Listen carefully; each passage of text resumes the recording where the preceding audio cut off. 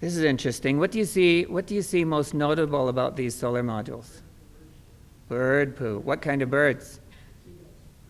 Sorry? Seagulls. Not up in Old Crow. Ravens, of course. Throughout the Arctic, ravens everywhere you go. I was going to show you another picture, but behind it, the struts were just laden with bird poo, because they would stand at the top and look around at the town. They were the biggest thing around, and they thought they were king poop, I think. And so they took advantage of that vantage point. When we were installing in Blatchford, they'd sit up on the bus tree, above the bus tree, and squawk at us the whole time because we were in their territory. So again, some of the logistics we had to deal with. The building was designed before the PV system was designed. The building architect wanted it to fit onto 11 towers because of how it looked. But the way the strings of modules, the electrical connections worked out, I couldn't get one string onto, well, the towers were only 5 modules high. So I had to spend a huge amount of time mucking around with different combinations of inverters, different modules, different string things. Luckily, I have a fancy spreadsheet that I made to help me do this, but it was quite a task. Then the equipment was shipped to Whitehorse and flown in. The building contractor, again, had never done a PV system, but this time he was eager to learn about it. He was very flexible. He was really good. And communication was difficult, but by that time there was cell phone service in Old Crow, and it was very lousy cell phone service, but at least I could sometimes talk to him.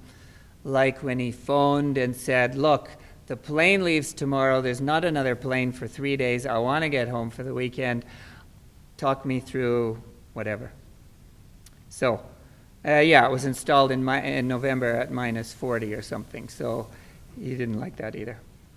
So it's quite a number of interesting challenges, working at a distance from the site, usually using only building drawings and not actually having seen the site, getting 55 modules to fit on these towers and work with the inverter specs, getting the racking system, because the racking system had been designed by the architect to be equal to the width of the module, but then the bonding for the modules goes through the frame. So if you got the racking at the same time as attaching to the module frame is at the same time as you want the electrical bonding to go in there, you got to be very innovative in how you achieve both at the same time.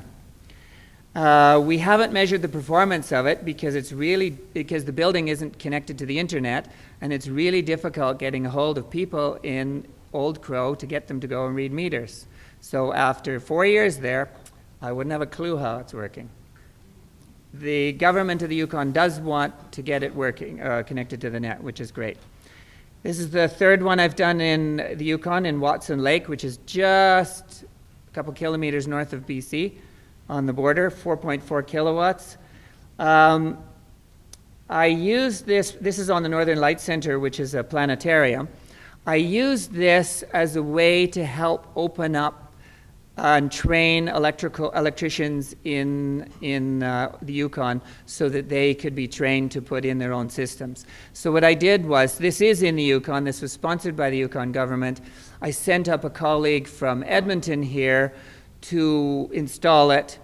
He was an apprentice, but he had lots of experience in PV. And then I got a journeyman from Whitehorse to come, and they both met in Watson Lake, and one showed the other all how to do it. And now the other electrician is away to the races and installing PV in the Yukon. So that's my only picture for it. Because we have to get going, I have 3 more really interesting sites to talk about. These are off-grid sites. These are telecommunication repeater stations. So telecommunication repeater means that they send out a microwave signal with telephone traffic on it, and it goes for 60 or 70 kilometers until it's too weak, and then it gets received by another telecom site, and it then goes into the radio building, gets amplified, and gets sent on another 60 or 70 kilometers to another telecom site. And that's how the communication is carried through that's how it used to be carried through Canada. I don't know if it still is or not, but that's how it's carried through the Arctic. This is a site called Engineer Creek, northeast of Dawson City. on the Dempster Highway. It's part of the feed that carries telecom signals up to Inuvik.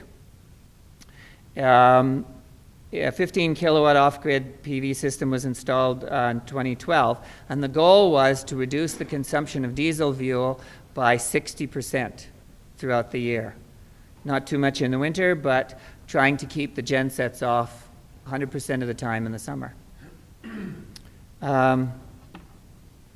I've never been there, unfortunately, but the view looks great.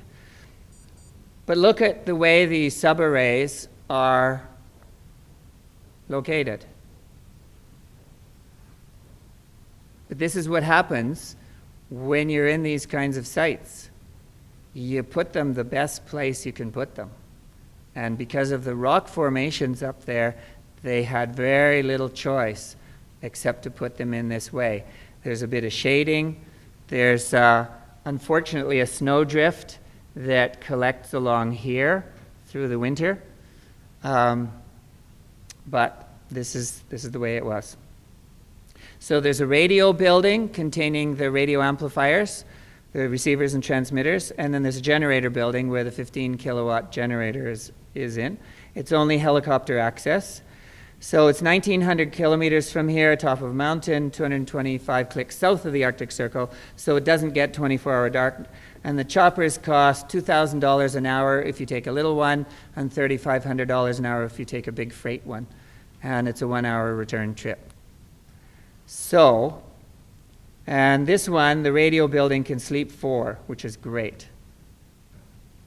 There's no running water, of course. There's a little composting toilet, and you bring a little hot plate, propane hot plate, and you cook your food with this kind of a gorgeous view. They were there for, I don't know, 4 or 5 days, I think, putting this in. And I didn't show you pictures of this because I could have talked on and on about this, but they actually ferried up a little bobcat. When I say little, I mean little, because it's not, you can't take too big of a bobcat on a helicopter. It was about this wide and about this long and about this high, and they had to take the roof and the blade off in order to make it light enough for the helicopter to carry it. And it was just carried up the mountain from the Dempster Highway, which runs down around here. And they did that because they had to excavate some of the fractured rock away in order to get down deep enough so we could secure the PV array. So the existing electricity generation is run at 48 volt DC. They've got DC radio repeaters running roughly 2 kilowatts day in, day out, summer, winter. That's roughly 19,000 kilowatt hours a year, about 2.7 times an average house. And then they have AC loads, which are run off of inverters. They have heaters and fans and lights. So the heaters aren't run all the time, but they have oil heaters too, but they run the electric heaters if and when the oil heaters fail. And so there's a 15 kilowatt diesel generator. It uses about 15,000 liters of fuel a year at an average 15% efficiency. Whew. And the generator just charges a battery bank and then shuts off. So that whole system was already in there before we got in. Fuel costs $5 a liter. And when your generator is running only at 15% efficient, then the cost of the electricity due to the fuel alone is $3 a kilowatt hour. Does anybody know what the cost of electricity is in Edmonton? Sorry?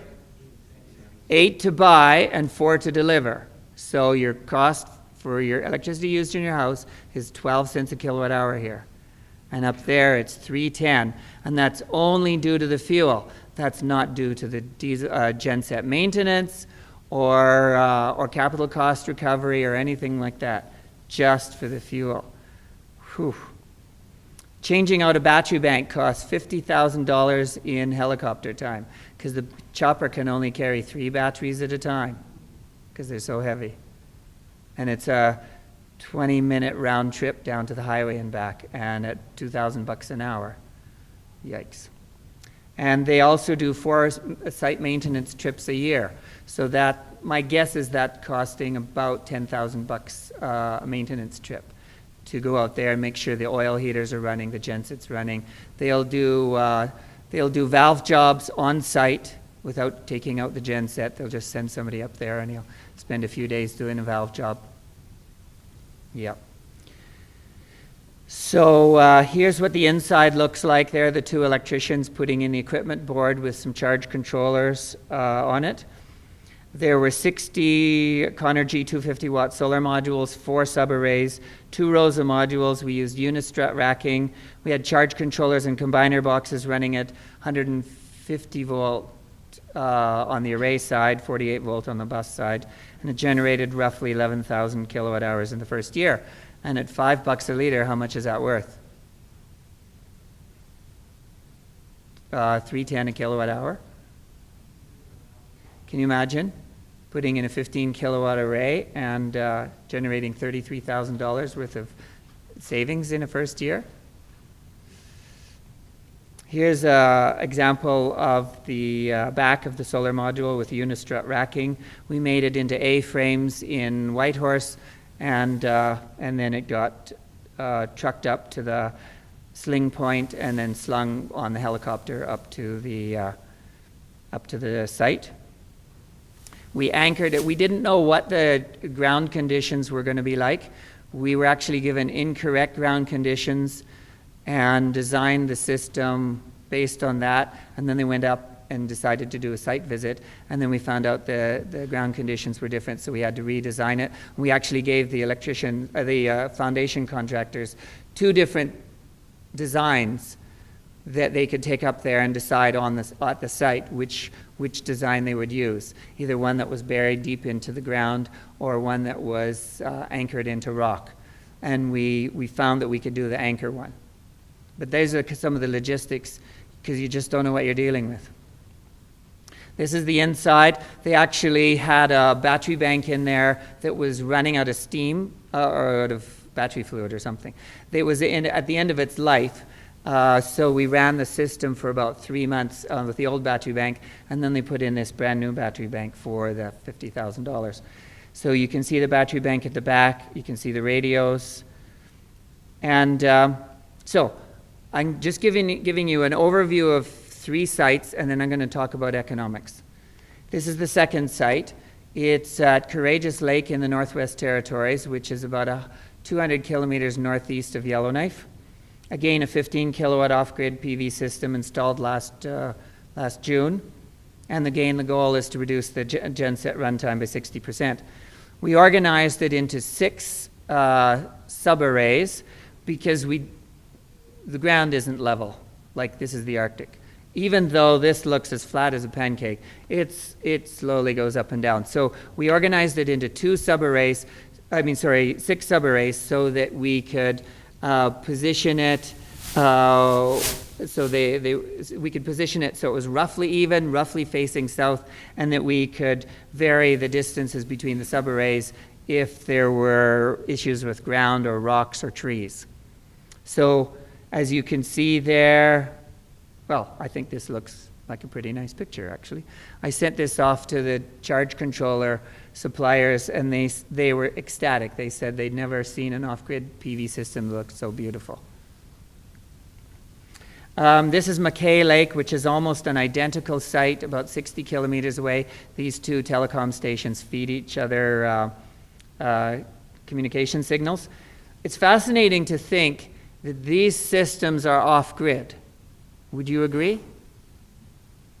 But at the very same time, they are on-grid, because they're off the electricity grid, but they're on the telecom grid. So potentially, if I have my way, I will get the telecom company to get real-time monitoring on here onto the internet. Wouldn't that be awesome? Because you never, ever usually get this unless you have satellite phones. And so this is in the summer when the crew was just leaving the site. It's nice and green. This is in the autumn when I came back to Mackay Lake to check it out. And everything was red instead of green. And it was really quite pretty. So the first thing you have to find out when you're at one of these sites is where the heck is south? So how would you find out where south is? Sorry? Sorry? A compass. GPS. How the heck does GPS find south? But that was the issue. He had a GPS on his phone. No big deal. Where the heck is south? He had a compass on his phone.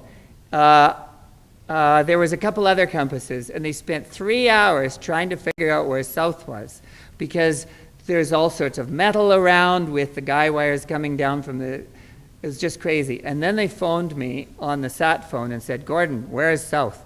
Well, I happen to have downloaded an incredibly detailed, fancy spreadsheet several years ago from the American National Oceanic and Aeronautical Administration, and it calculates the sun's position and sunrise, sunset, literally any second of the year for any position in the world that you want. So I just plugged in the latitude and longitude and the day, June 21st or so.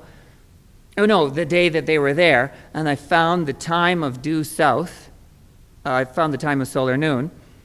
And then we set up a sundial. I just love this, high-tech, cell phones, GPSs and all that stuff, and we achieved it with a sundial. We literally just got some 2x6s, which were going to form the foundation for the subarray. We got one of the A-frames. Kelly on the left there made it stick vertical, and they watched the shadow as it came past the time that I said was solar noon, and they adjusted everything, and they got it just perfectly, as you can see on the right-hand side there, and that was solar noon. Real easy to do. That was a bit of fun. So here's the A-frame racking. Look at that, hey, no shade whatsoever. We were up above the tree line here. I think this was Courageous Lake. We're above the tree line. And the modules are angled vertically. That's because there's nobody around here to push snow off the array if or when it gets snow on it, if it was at a shallower tilt.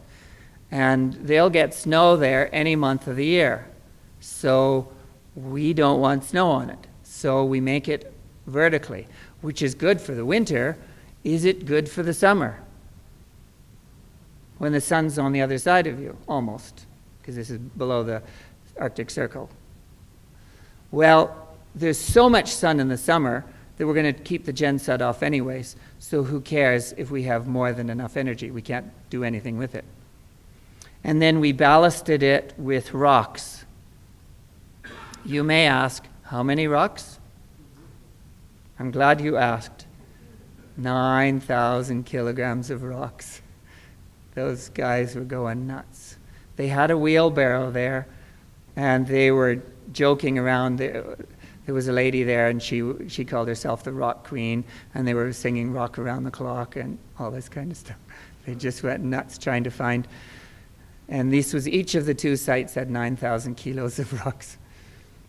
So here's the battery bank, 3,000 amp hours, 144 kilowatt hours, but that was not my decision point. It was already there, and it might have been too small for the solar electric system, but that's tough beans. I can't do anything about it. This is the equipment boards in place that you can see there. There are actually 6 charge controllers at 600 volts each and 600 volt ground fault protectors, which is really a great application for these. The design challenges were that the whole system, of course, had been designed and operating for several years before the PV system was even considered. There was very little space in the electrical room. We had to move various parts. We had to cut the boards apart, and it was quite a thing to do. The first site we went to at Engineer Creek, we decided that we would save the client $7,000 by my structural engineering colleague Andy Smith and I not flying up there to have a look at the site. That was a mistake, because he then actually went and did 2 site visits with an electrician from Whitehorse in order to figure out what was going on. So now we make sure we go up there.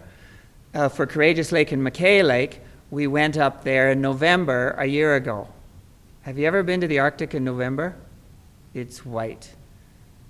And you can't see much in the way of relief when it's white out. And okay, we went up there. We spent an hour at each site at minus 40, freezing, and we had restrictions because the chopper couldn't fly at night, so we had to be back into Yellowknife before the sun set, and on and on and on. We did get some good information about it, but now what we're doing is we're going every autumn to whatever site we're going to do the following year when it's still green or red, and we can see the relief, we can see the rocks, we can kick the ground. And also partway through this design cycle, we got new products coming out that had never been out before, these new 600-volt charge controllers. And that really simplified our design, which was great. So how did we get the equipment up there? It's a 2-hour flight from Yellowknife, and at $3,500 an hour for a freight chopper, that's $14,000 round trip. You don't want to take too many round-trip flights carrying all your equipment up there. So what instead they do is there's an ice road that gets built in the wintertime, and we send up the equipment on the ice road, and it goes 5 kilometers away from the sites, and then a helicopter takes it to the site from the ice road. But that means that all of this equipment has to be packaged up, so it's sitting there from the end of March to the end of June on the tundra. And we do have photos of bears coming along, snooping around, wondering what's going on, if there's anything tasty.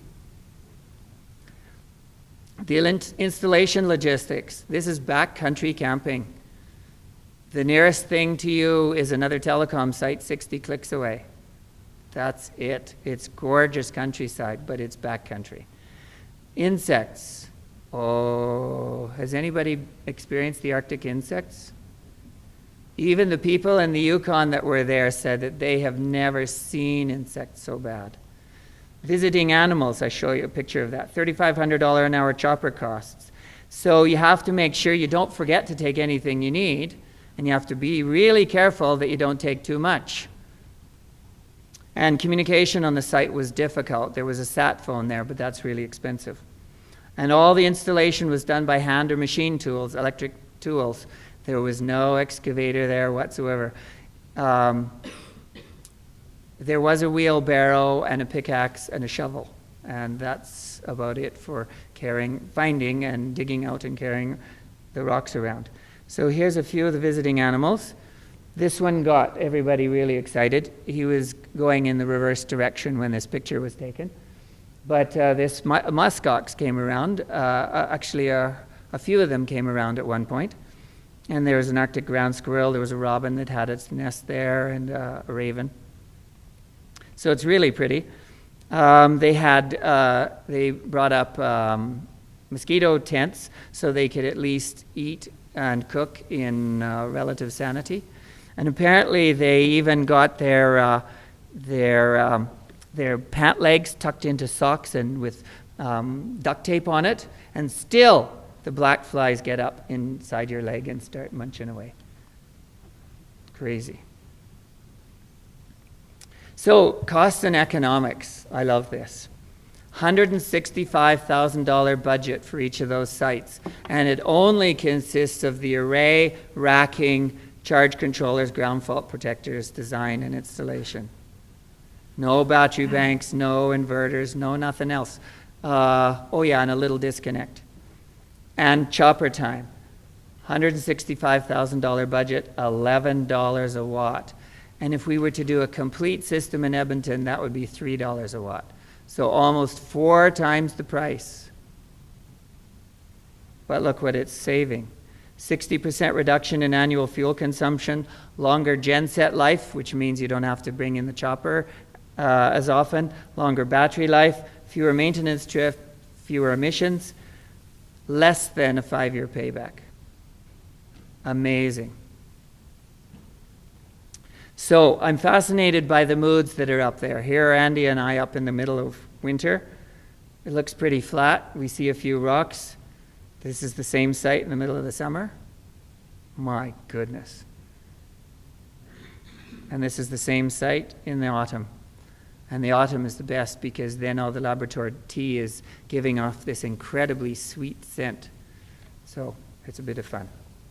Anyways, thank you very much for your attention. I'm happy to take questions with Eric. And if you want more on PV systems, you're welcome to go to my web space and download a whole whack of presentations on PV systems.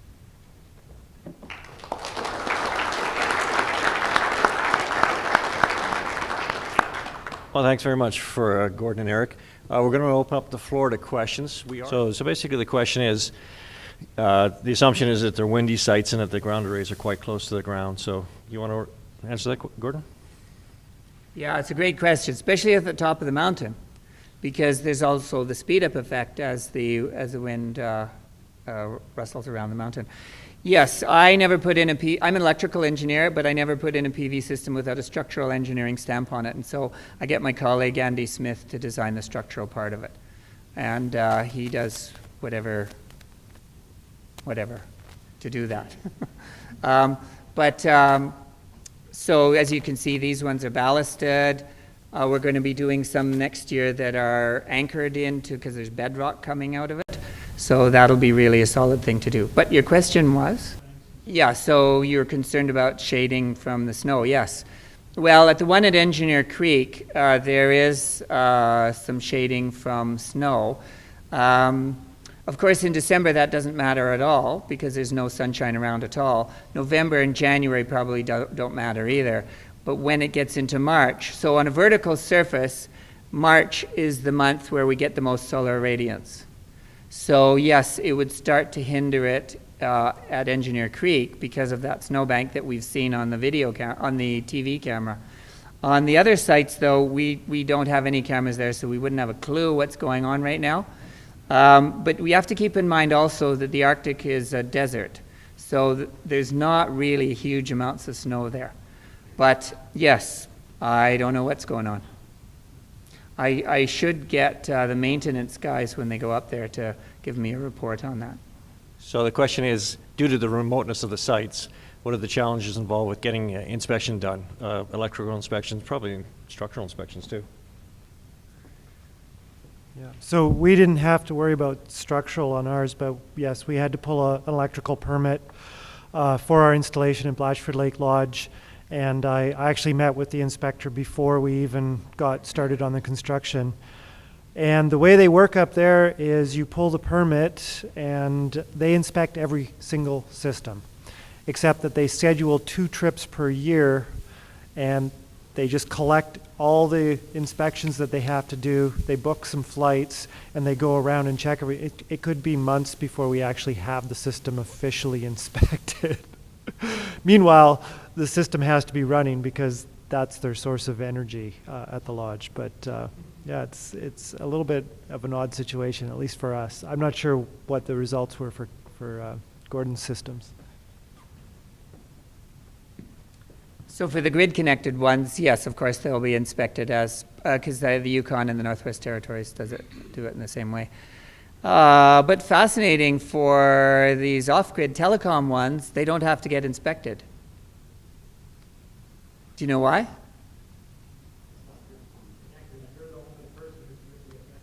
No, there's still fire and shock hazards. No, there's still fire and shock hazards. If you have a grid, yeah, that's right. Blatchford Lake is not connected to the grid, and if you have an off-grid system outside of Edmonton, you still have to get it inspected. The key is that the company that I'm doing this for is a telecommunication utility, and utilities don't need to get their systems inspected. In fact, they don't have to follow the electrical code at all. I mean, we want to, but if they choose to not follow the code, they're okay. So, so in fact, there is a case. Well, I didn't know how much detail to get into tonight, but you saw how Eric showed that there was this this where they had the cable go across the ground and they had to put it in concrete or else bury it 450 millimeters down. Well, in these sites here, when there's permafrost this far down, how are you going to bury it? So what the client decided is that we would take a 2x6 and put the tech cable underneath it across the ground. And that was it. That's what he decided. That's what he wanted. So that's what happened. But it's interesting that the helicopter pilot, when we went up there, he said, "Oh my goodness, you guys, this is crazy. You shouldn't do this. You get a bear around here, he'll rip this to smithereens." Okay, so now we're going to use some cable tray. But I mean, I think a bear would still do a number on that too. So the question is, do you have an idea what the wind speed calculations were? I don't. Not really. I assume it would be fairly high up on the top of the mountain. Gordon doesn't really know. Eric? Well, yeah, I know because we found what the 50-year return period wind speed for that particular location was for the lodge. And it was actually quite low. It was only about 65 miles per hour. So we designed the system, I think, for 90 anyways, and that's how we designed the ground mount. The roof mount system, I discussed it with the architect, and he assured me that he'd over-designed the roof, but that part of the system was not engineered, actually, so we're not sure about that. But And since you have wind turbines, a bunch of there, you would also have to know more about the wind patterns in that particular application because of that. So, question in the back. So, what do they expect? The question is, what are the expected lifespans of the systems in these conditions?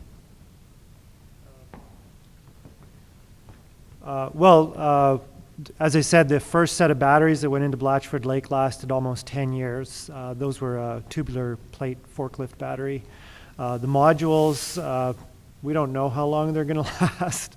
The very first system I put in 20 years ago is still operational. It's not up in the north, but I don't think the cold is going to affect the performance or the lifespan of the modules in any way. But nobody really knows how long solar modules last. They just haven't been around long enough. But anyways, the modules of the very first system I put in down on just off Vancouver Island, they're 30 years old now. They're still operating.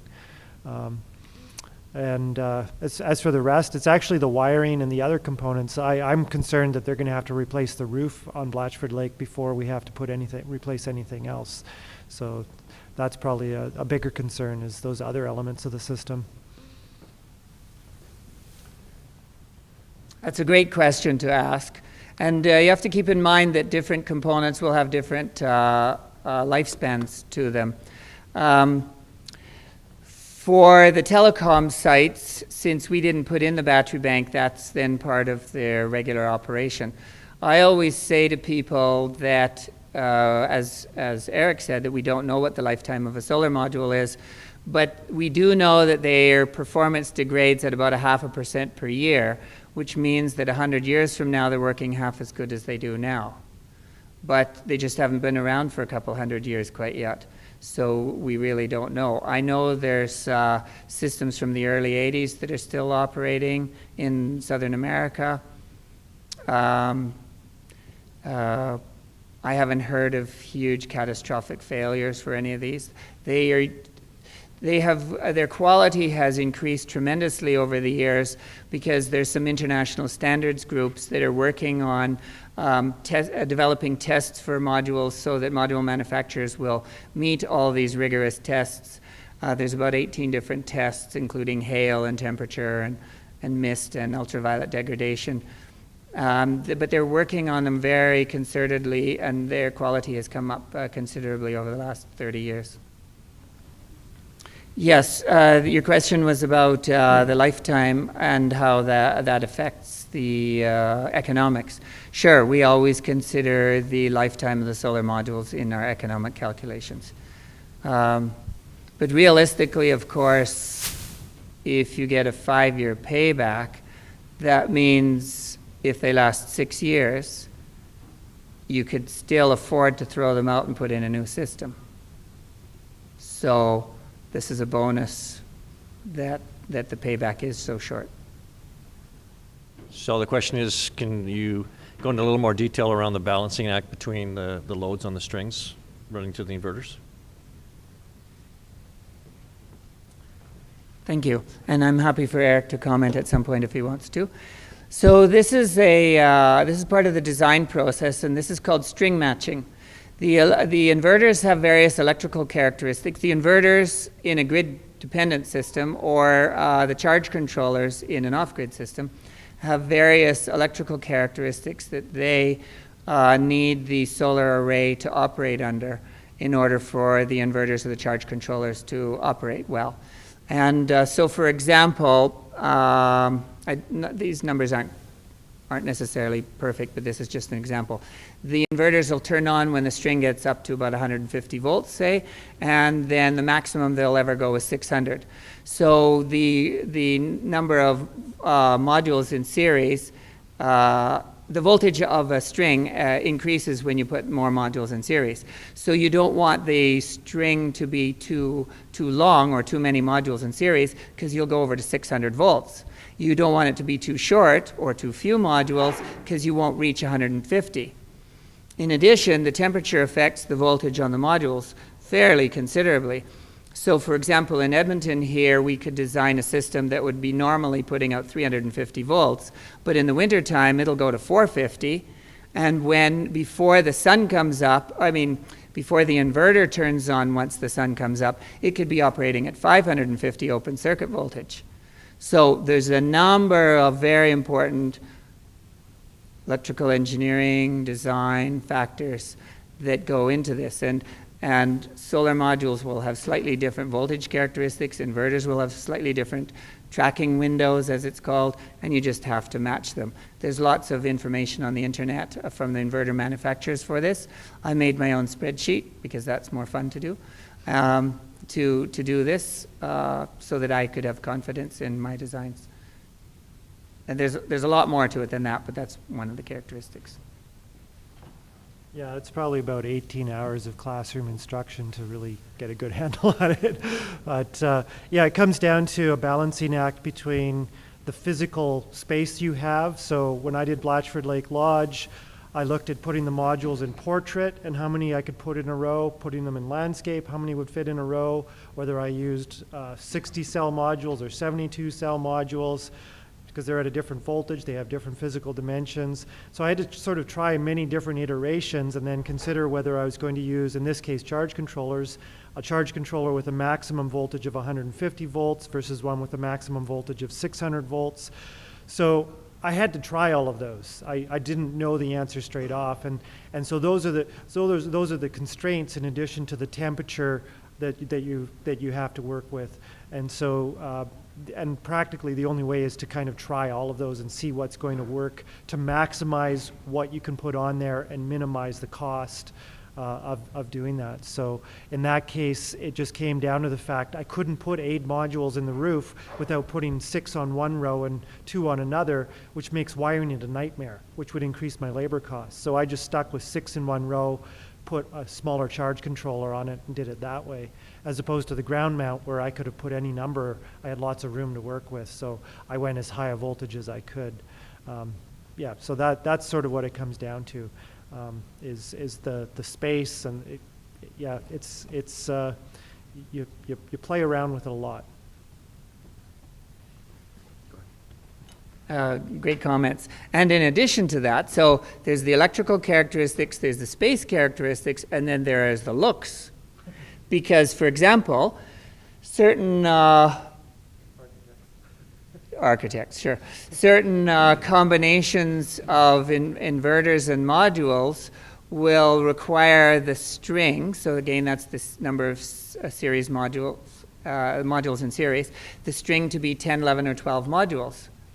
But if you only have space for 9, what are you going to do?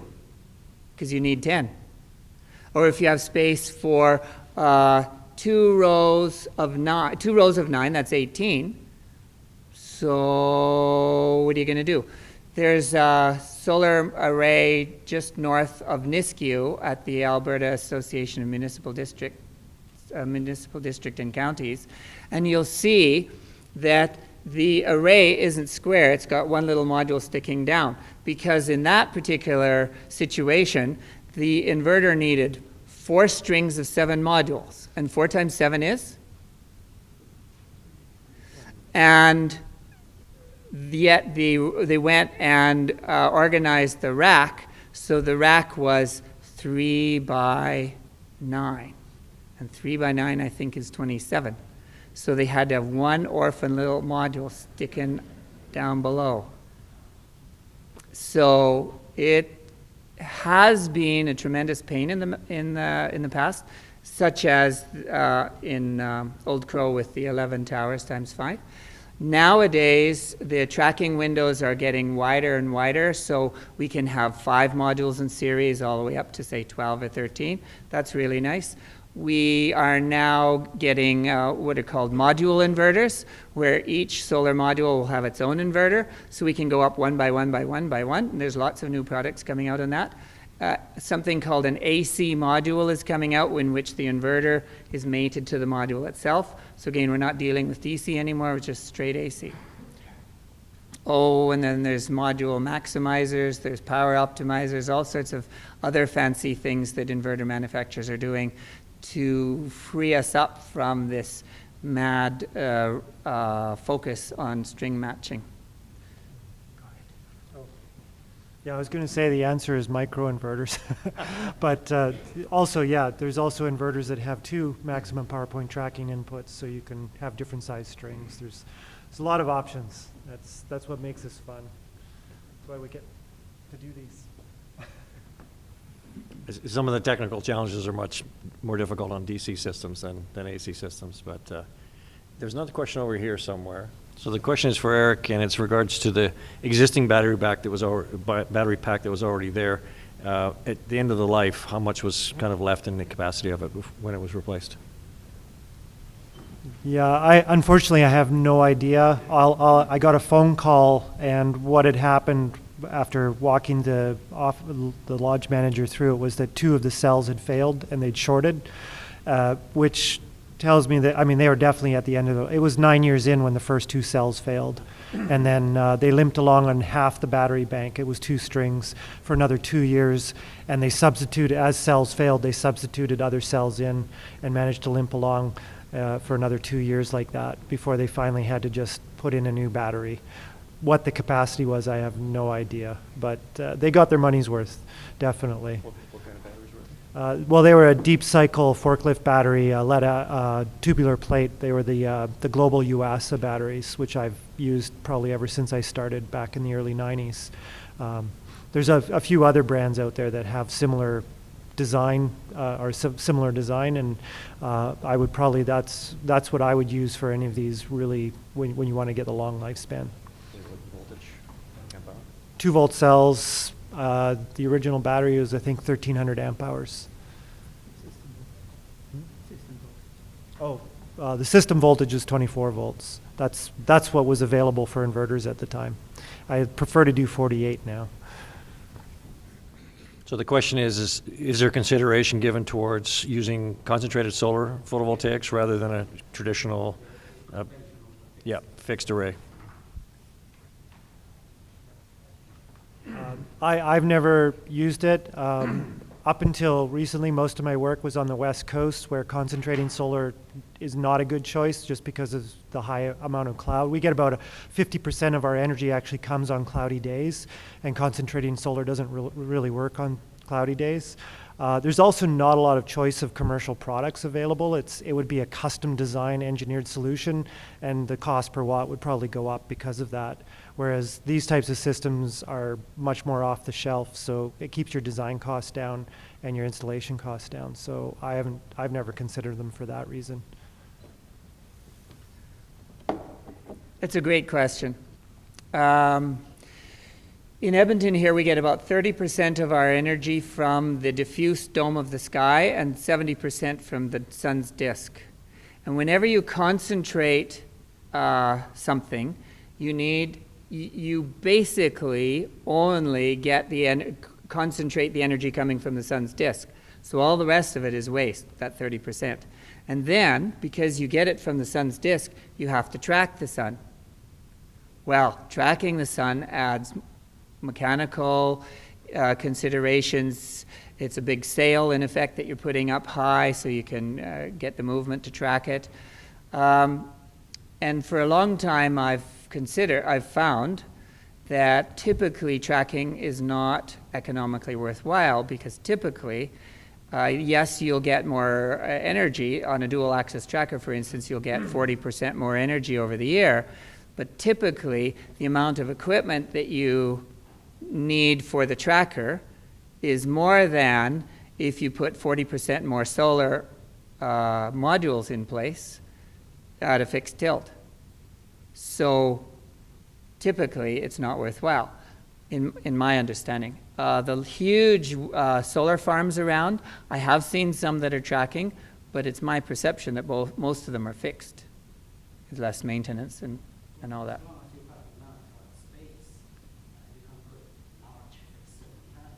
Well, keep in mind though that if you're tracking, you're going to be spacing out the trackers also, because as they turn with the sun, they're going to be shading each other. So I'm not sure. I haven't done calculations on the energy density of tracking versus fixed, but in Ontario it's slightly different, because I believe their feed-in tariff there, if you're below 10 kilowatts, you'll get a higher feed-in tariff than if you're above 10 kilowatts. So a lot of people will put in a 10 kilowatt tracker, get 40% more energy, and that's fantastic because they're not in the lower tax feed-in tariff rate, and yet they get 40% more energy and thus 40% more money out of it. But that's just a policy aberration. If I could, actually, that's if you put a tracker in, I think even if it's ground mount in Ontario, you get a lower fee on your feed-in tariff as opposed to fixed because of that. Yeah, they changed that because too many people were putting in trackers and making way more money because they'd max out at 10 kilowatts, and then they put a tracker in and they'd be making way more. But if I could speak to off-grid applications, Wade Carpenter is the fellow from the government of the Northwest Territories who actually manages the money that goes into these off-grid systems and grid tie systems up in the north. And they did put a tracker in on a system. It was actually grid tied, and within about 8 months it had failed. So he's not very favorable to it, and my experience with trackers has also been similarly unfavorable. So when you're doing concentrating solar, you do need a tracker, and considering it's keep it simple is really the best policy when you've got these remote systems where it's going to cost you several $1,000s just to get somebody on site to fix it, let alone taking it apart, shipping it back for repair, that kind of thing. And as I say, I did in my early days work with some trackers, and I've decided that they're just not worth the hassle and the complexity myself. So the question, if I paraphrase it, is basically why are we still relying on what it could be considered old technology, flooded lead acid, rather than switching to something like lithium-ion battery technology? Simplest answer is warranty. Right now, there's no inverter manufacturer that will warrant the use of their inverters with a lithium-ion battery when you have more than one inverter in the system. It's just still too new. That being said, I work pretty closely with Schneider, and they are working with Solar City in California, and they're putting in lithium-ion batteries. In fact, their new inverters now have a setting for lithium-ion batteries, and they anticipate within about 2 or 3 years that they'll start warranting their systems for multiple inverter systems. But right now, I just can't do that because it would void the warranty on the inverter, so I'm stuck with it. But I'm looking forward to it. I really, really, really want to be able to do it. The lifespan is better. There's no maintenance on them. Once they build the giga plant down in the States for Tesla, then it should bring the prices down as well. So I'm looking forward to it, but it's still too early. We've had 100 years experience with lead acid batteries. We know they work, they're reliable. That's the main thing. When I put a system in, I don't want to have to go back. And I'm a lot more confident about that with the lead acid batteries.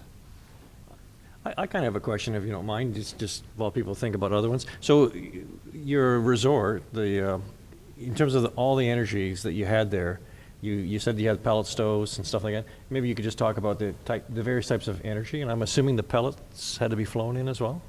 So what could they harvest locally, and what did they have to fly in, and what was the types of energy sources that they were using?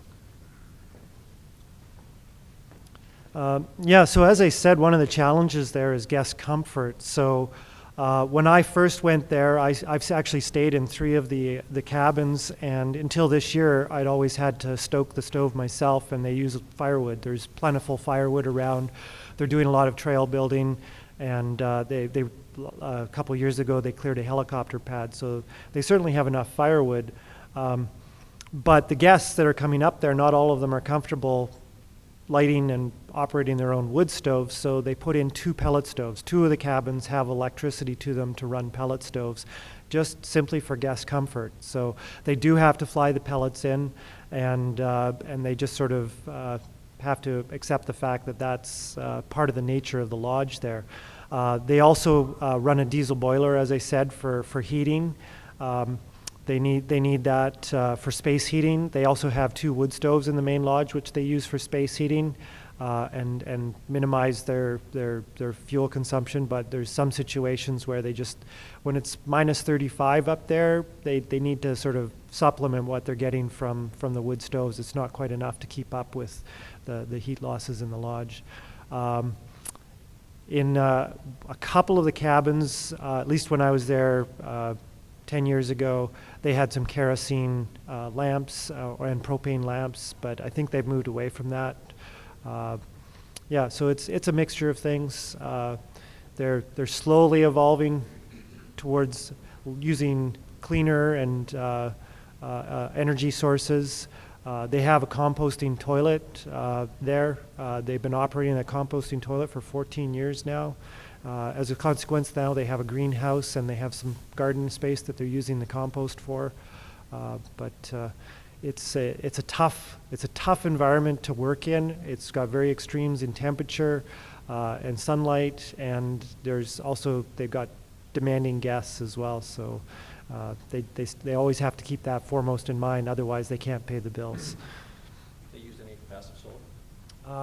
They are looking at getting another grant this year to look at putting in solar hot water heating to supplement their space heating with solar hot water. We left enough room on the roof for them to put solar collectors in.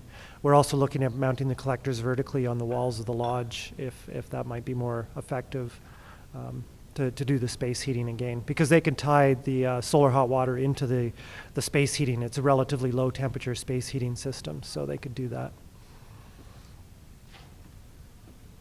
So Gordon, you had a question you were going to ask, I think, right? It's really quite fascinating working in the Arctic because of the fact that the communities are so small.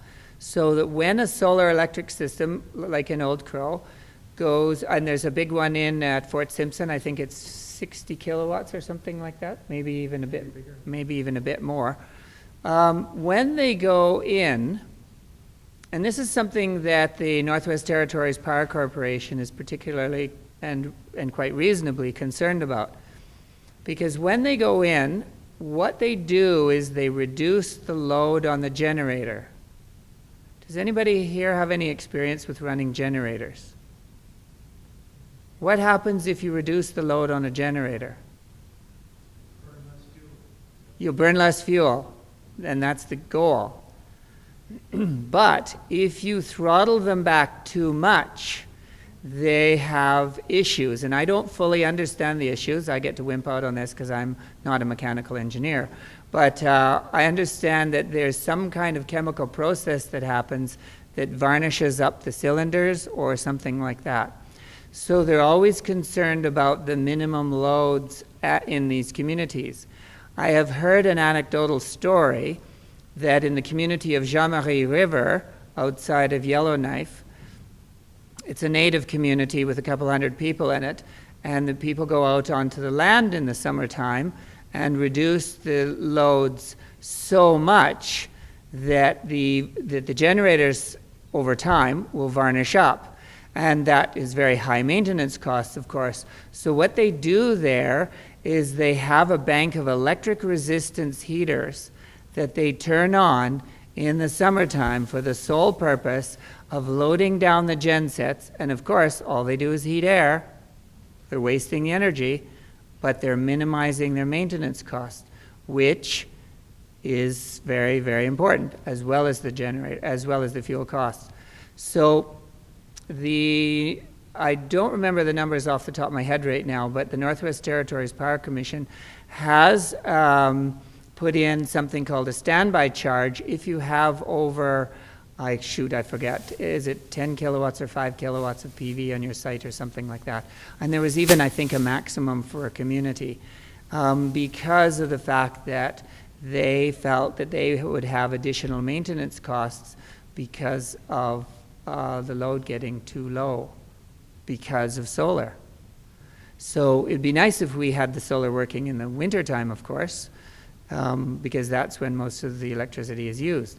So I'm quite fascinated with these little communities, how much of, I think, a test case they are for the rest of Canada, because we can test out with small solar systems and storage how that will work in these small communities before it even is economical to come to the south.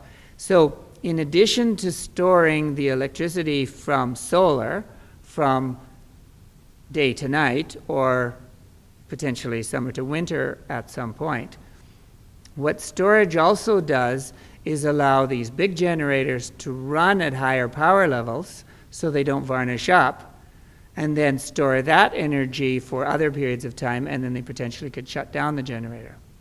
So the storage works two ways. And although solar and wind get hit all the time with our intermittency, as it's called, we need to be understanding that boiler-based generators, coal-fired, methane-fired, nuclear, especially nuclear, are very inflexible in how much energy they generate, and they can't be throttled back very much. So this will help the electric system operators balance the loads a lot better in the whole of the big electricity systems once we get into utility scale storage. So watch for that, I would think, in the next 20 years as we progress further. Did you want to make a comment? Yeah, I'd like to partially answer that. So I've been looking at this quite a bit. There are solutions in terms of the generators. There are some generators now that rely on fuel injection, and they don't, it's called cold stacking sometimes. They don't carbon up the cylinders when you run them at as much as 10% of full load. So there are some generator technologies out there that are capable of handling that low load condition. So that's one potential solution.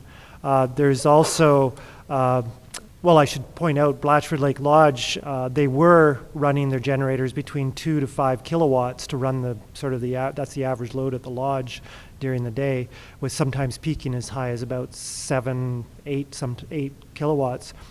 But since they put the battery system in, and they're running the system now, they're running the generator around 8 kilowatts continuously and then turning it off. So they're loading a 12 kilowatt generator much better now. And then the last is the energy storage. I still teach at BCIT periodically, and they put a big microgrid system in at BCIT, and they've got about 1/4 of a megawatt of lithium-ion battery storage on campus there, which is not quite utility scale, but it's for the campus itself, it's a significant scale of energy storage. So what they've done is they've created an isolated microgrid. If the power actually does go out, they're actually a hub of the city now in Burnaby that still has power if the grid fails, say during an earthquake or during some type of emergency. And so that scale of energy storage is now becoming more and more feasible thanks to new battery technologies.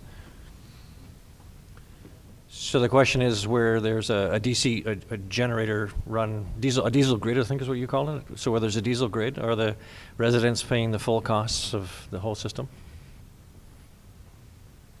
No. It's subsidized. Yeah, different communities, it's different costs. but it's probably to the tune of 20 to 30 cents a kilowatt hour subsidization. So even in Yellowknife, where they do have hydro, but they also have backup diesel, I think their average generating cost is more like 55 cents, but they pay only about 30 or 33 cents. So there is subsidized, which is why they want to try and get more renewables. Right now, they have a target of 20% renewables in these communities. That's what they feel is a penetration in terms of power level that would not cause problems with the diesel gen sets. Above that, they would then have to start modifying the way they operate the gen sets or put in storage. So that sort of phase one is to get to 20% power penetration in these communities, and then phase two would be to go to higher levels of penetration. But yeah, it's definitely subsidized. I haven't looked recently, but my understanding is that the Yukon and the Northwest Territories, everybody in the communities pays, everybody in Yukon pays a Whitehorse rate, and everybody in the Northwest Territories pays a Northwest Territories rate. Before the Northwest Territories brought that in a couple of years ago, I'm understanding, well, you can download the price sheets from all these little communities. Inuvik was 60 cents, Paulatuck was $1.22, Sax Harbor was $1.45, Colville Lake was $2.45 a kilowatt hour. And so now they pay the Yellowknife rate, and I thought it might have been 25 cents a kilowatt hour. I'm not sure. They just hiked the rates. Okay. So that in effect, Whitehorse, Yellowknife, which has 30,000 people or something like that, and the whole of Northwest Territories has 34,000. So in effect, the people and businesses in Yellowknife subsidize everybody else, and the people and businesses in Whitehorse subsidize everybody else. Fraught with all sorts of politics, as you can imagine. And there may well be some Government of Canada subsidy in that too, because, and I say this hugely respectfully, a lot of the people in the North basically tell me that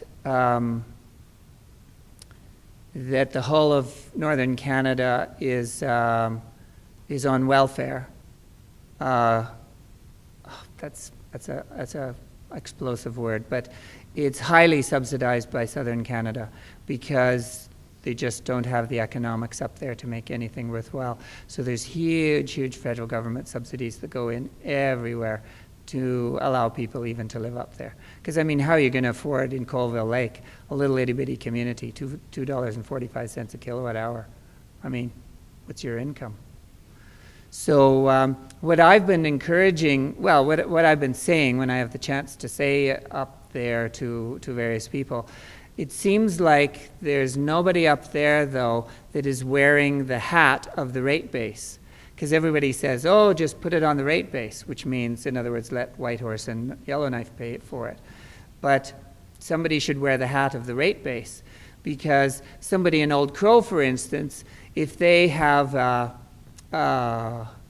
cold room in one part of their house, the next time they come to Whitehorse, they could buy an electric space heater to put it in the cold room of their house. And somebody's paying 60 cents a kilowatt hour, but they're only paying 25. The rate base who's paying 60 cents a kilowatt hour should come along and say, no, we don't want you to do that. We'll pay to insulate your house so we don't have to pay for this huge amount of electricity. So, but I think everybody's just learning all over the world, learning about the new reality of pricing and emissions and the new technologies that are out there, as Eric's pointed out, all the batteries and the new generators and solar, of course. So it'll just be interesting to see what happens over the next 2 years. Well, I think we have to wrap it up. I'd like to thank Grant McEwen very much for providing us with an audiovisual technician and allowing us to use the facility here. It's a great little theater. I'd like to thank Gordon and Eric very much for their presentation.